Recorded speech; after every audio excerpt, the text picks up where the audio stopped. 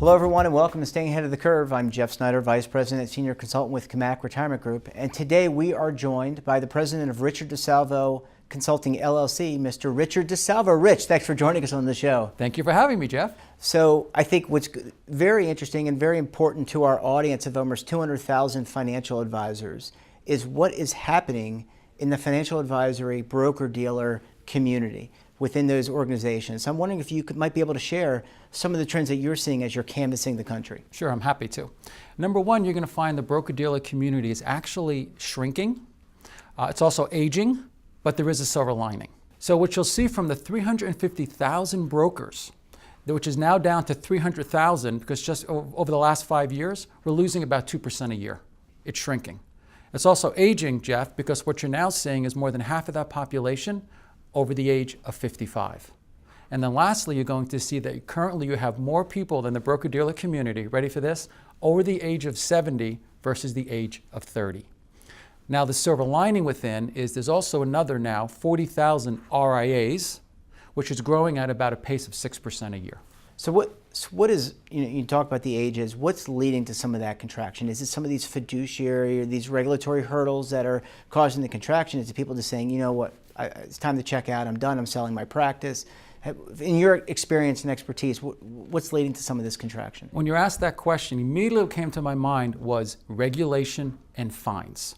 People are so worried these days that I've run a great practice and I make one little mistake, but the fine can be so big and is put on online in various different places on broker check, and it jeopardizes my business. So many advisors have, I'll use these words, have outgrown their Series 7 and are now moving into a Series 66, 63, or 65. And I work and CAMAC works in the defined contribution space. There's a lot of litigious activity, and you see people kind of exiting the business, the smaller organizations who focus on providing governance support because of this very reason. It's a huge barrier to entry, these regulatory hurdles in this litigious environment. I would agree with you, but if you're going to be in this business, that's what the rules are. You have two options. You can accept it or not accept it. So to your point earlier about some of the there's now the fiduciary rules the Department of Labor we know may or may not have. Whether they decide to keep it or not, Jeff, there's going to be a shadow or an echo that's going to be left behind.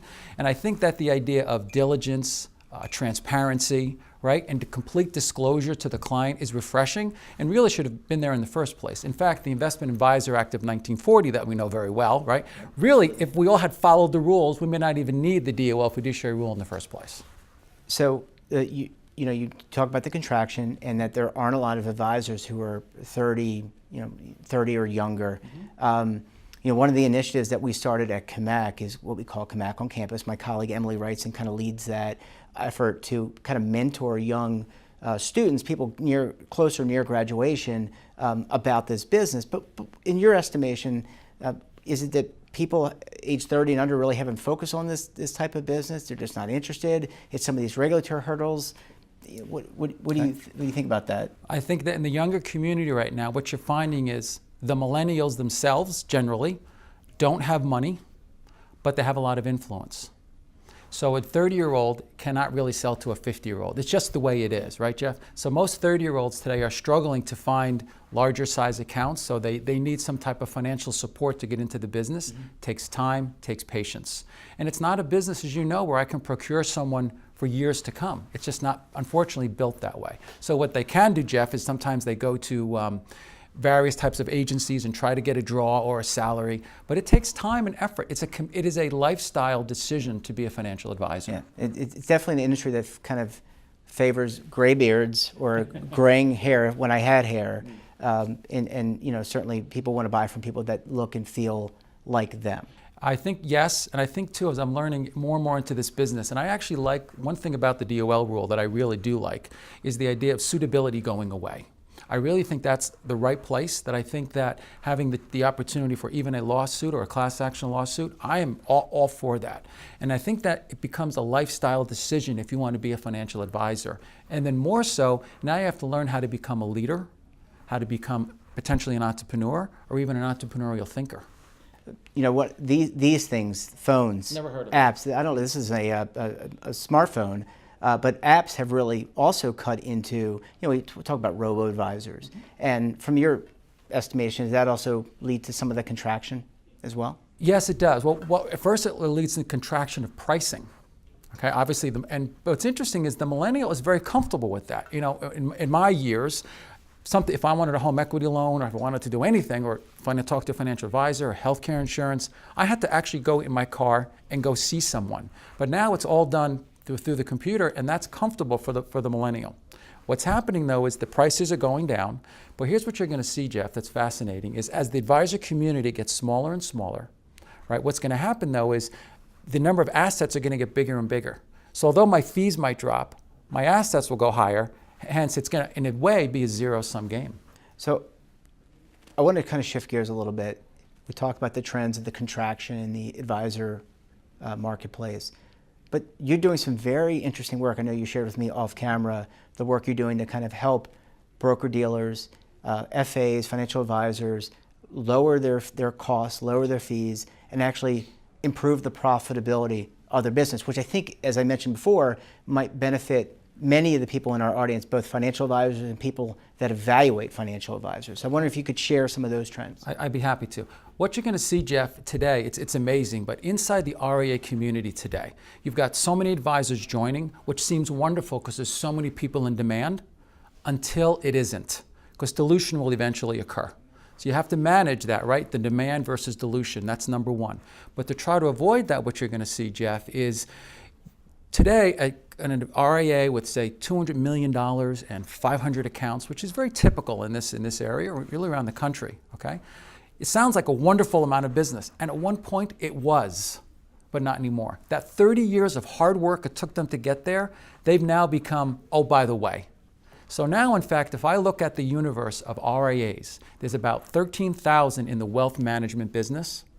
What you'll see is half of them are about 500 of them are over $1 billion, and they have 53% of the market.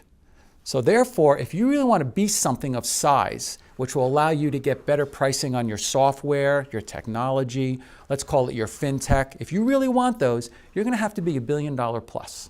So now I'm a $200 million RIA. I've worked my you-know-what off, and now here I sit, probably paying top or near top dollar.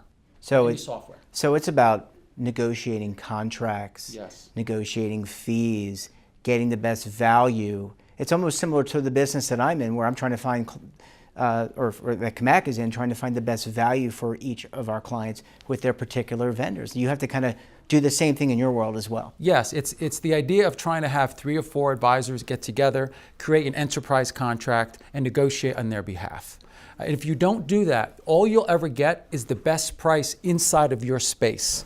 And so, like retirement record keeping, like asset management, this is a scale business. It's the number of assets, right, that you have, and collectivizing, if you will, with other like-minded advisors and advisory firms tends to get you the right pricing, the best value, the best pricing. That's correct. You used an interesting word. You said the word business, and it is a business. Most RIAs are in this business because they love the idea of wealth management, helping people and helping them through the wedding or buying the house. And it's a passion and it's a joy, and it's one of the most wonderful professions in the world.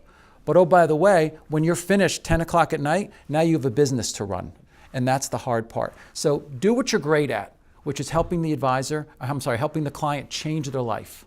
But if this is not your strength, that's something perhaps you should have someone else help you with. So does it kind of mirror what doctors have done, where a pool of doctors will get together and they'll have an office manager run the office, and it sounds, what you're describing sounds very similar to that. Yeah, yes, it is. And then what it gets into though, Jeff, is how does ownership work? How should it work? Should everyone have an equal share? Should it be a management company that's just a shell that doesn't really have as much intrinsic value? And that's where the art and the science and people like myself come in.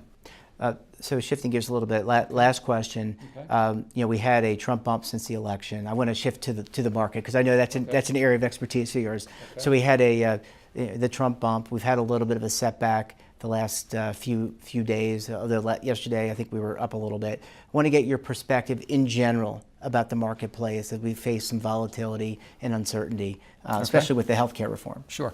I'm not, when it comes to the markets, I don't necessarily look day to day or even month to month. I'm very interested in looking year to year, much more, or looking further out. And I'm also one that I think eventually the market's going to get hurt. So what I see, in not only what I believe and what I see in trends in the market is hedging.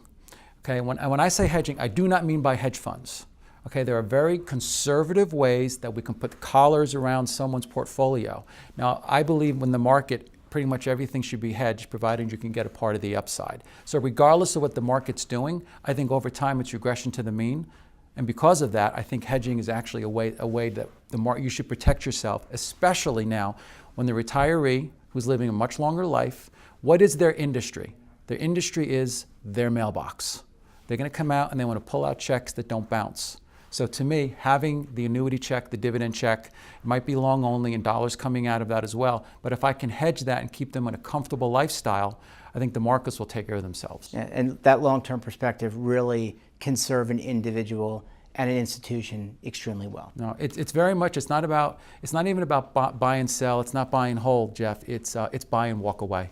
Rich DeSalvo, thanks for joining us. Hope you come back. Thank you.